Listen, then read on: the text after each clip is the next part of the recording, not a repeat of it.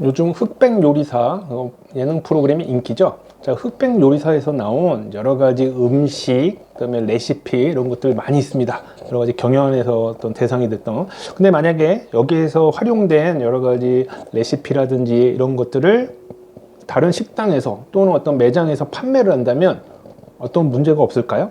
자, 반대로 또 흑백 요리사에서 뭐 여러 가지 유명 요리사들이 있는데 그분들이 만든 여러 가지 재료, 그다음 뭐 음식, 그다음에 요리, 그다음에 아니면 레시피는 보호해 줄 수 있는 방법이 없을까요?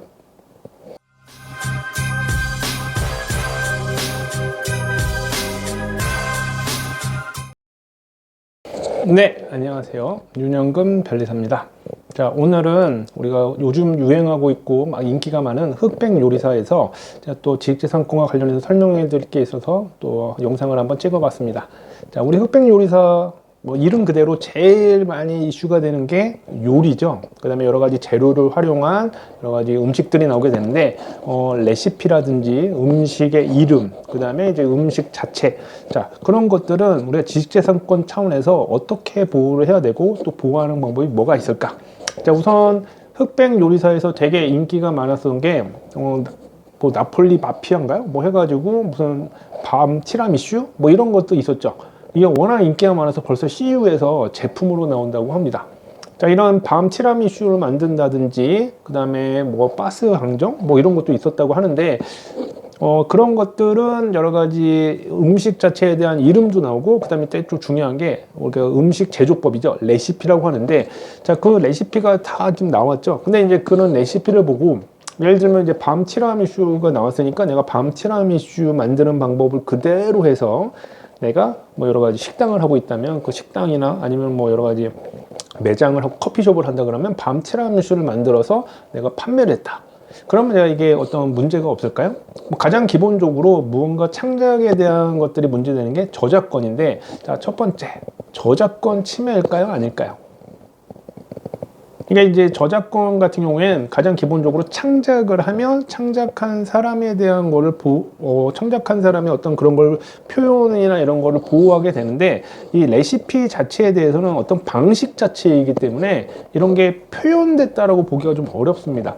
표현돼서 만들어진 요리라든지 실제로 이제 요리 자체를 보호하기는 좀 어렵고 요리에 대한 어떤 사진 아니면 요리로 만들어진 어떤 형태로 된 그 자체, 자, 그거를 보호하다 보니까 게다가 이제 이미 이제 누구나 알 수 있게 이제 공중파에서 이렇게 딱 노출되다 보니까 그 레시피를 활용해서 뭔가를 만들었다고 해서 저작권 침해라고 보기는 어렵다고 보여집니다. 좀 아쉽긴 하죠. 또 또 쉽게 따라할 수 있으니까 또 좋을 수도 있고. 그러니까 저작권 침해 같은 걸 주장하기는 어렵다 이렇게 생각이 듭니다. 그럼 반대로 여러분들이 생각하기에 그런 요리사들이 힘들게 생각해내고 만들어진 게 보호를 못하면 어떡하냐? 그럼 이제 저작권 같은 경우 힘들다면 이제 다른 지식재산권을 생각해 볼 수 있는데, 자, 우리 레시피의 경우 보통 기본적으로 레시피는 이제 음식 또는 요리 제조법이죠. 우리가 기본적으로 특허권으로 보호할 수가 있습니다. 이제 특허권 같은 경우에는 특히 이제 뭐 물질도 보호하고 어떤 구성 자체도 보호하지만 제조법, 만드는 방법도 보호할 수 있는데, 자, 우리가 이제 레시피 같은 경우에 등록된 사례도 많이 있습니다. 대신 이제 독특한 기존에 어떤 있었던 여러 가지 기술이나 방법에서 좀 구성도 다르고 그다음에 제조법도 좀 독특해야지만 등록이 됩니다. 그래서 특허권으로 보호는 가능하다. 하지만 이제 단점이 좀 있습니다. 이제 특허라는 거는 등록이 되면 누구나 이제 볼 수 있게 공개가 되는데, 그리고 이제 특허가 이제 침해가 되려면 특허의 구성 요소가 딱 특허에 들어가요. 예를 들면 A, B, C 단계로 만약에 음식을 만드는 레시피다. 근데 이거를 A, B, C에서 B 대신에 살짝 뭔가 다른 걸로 바꿨는데 또 비슷한 효과가 있는 음식이 만들어지면 특허로서 보호받기가 좀 어려운 경우가 많아요. 그러다 보니까 특히 이제 레시피에 관한 특허 같은 경우에는 보통 마케팅이나 또 이제 홍보용으로 많이 등록이 되고요. 정말 중요한 레시피다 그러면 보통 공개를 안 하죠. 우리가 보통 영업비밀로서 그 내부 사람만 알게 된다고 하죠. 뭐 요즘엔 공개됐다고 하거나 이제 알려졌다고 하는데 이제 뭐 코카콜라를 만드는 방법 아니면 신당동 떡볶이 며느리도 몰라 만드는 방법 이런 것처럼 영업 비밀로서만 보호할 수도 있는 경우가 많이 있습니다. 특허권으로 보호가 가능하지만 그런 단점들이 있기 때문에 많이 안 하고요. 그 다음에 이제 레시피 자체에 대해서는 그런 부분이 있고, 그 다음에 이제 레시피 이름이나 아니면 뭐 요리 이름, 예를 들면 아까 밤 티라미슈라든지 뭐 이런 것들도 있겠는데, 자, 이런 것들 이름에 대해서는 일종의 브랜드죠. 저도 이제 윤영근 변리사 윤별, 그러면 이제 윤별이 우리가 이제 유튜브 같은 거 채널 이름이 브랜드이기 때문에 그걸 상표 등록을 받아놓고 활용을 해야지 문제가 없게 됩니다. 유튜브 채널 이름도 되게 많이 이슈가 많이 되죠. 저도 이제 윤별 다 등록이 되어 있습니다. 쓰시면 안 돼요. 예. 여러 분야에 제가 다 등록을 해놨고 쓰고 있기 때문에 하는데, 어쨌든 요리 이름, 레시피 이름이 만약에 중요하다 생각하면 상표 등록을 받으시면 됩니다. 그러니까 상표권으로 이제 보호가 가능한데, 대신 이제 밤 티라미슈 이런 것들이 상표로 좀 등록받기가 좀 어려운 이유가, 상표를 등록받을 때 말 그대로 브랜드여야 되니까 나만 쓸 수 있어야 되는데, 누구든지 써야 하는 상품의 단순한 성질, 재료 이런 거 아니면 만드는 방식 이런 것들은 상표 등록받기가 어렵습니다.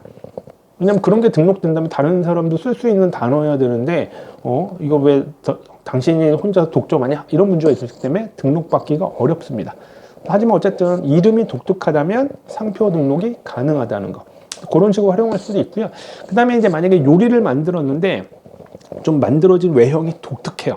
그리고 이 외형이 한 번 만들어질 때마다 달라지는 게 아니라 거의 똑같게 정형적으로 그대로 뭐 정해져 있는 형태로 계속 만들어낼 수 있다면 디자인권으로도 등록이 가능합니다. 그래서 디자인 등록으로 받을 수도 있고 그렇습니다. 예전에 이제 뭐 아이스크림이네. 아이스크림 위에다가 이제 벌집 있죠. 벌집을 이제 놓는 이런 것들도 디자인 등록된 사례도 있기도 합니다.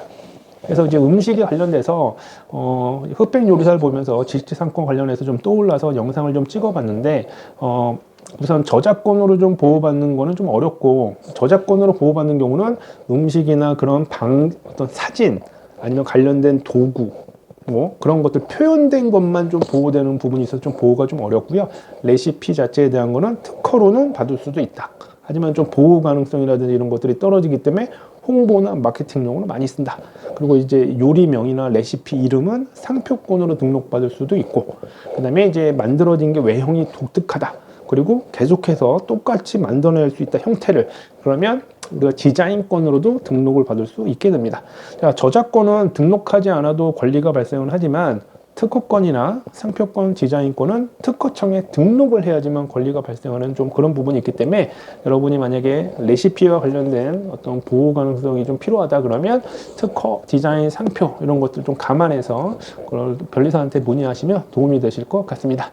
자, 흑백 요리사를 보다가 문득 지식재산권에 관한 거를 좀 설명드리고 싶어서 영상을 한번 찍어 봤습니다.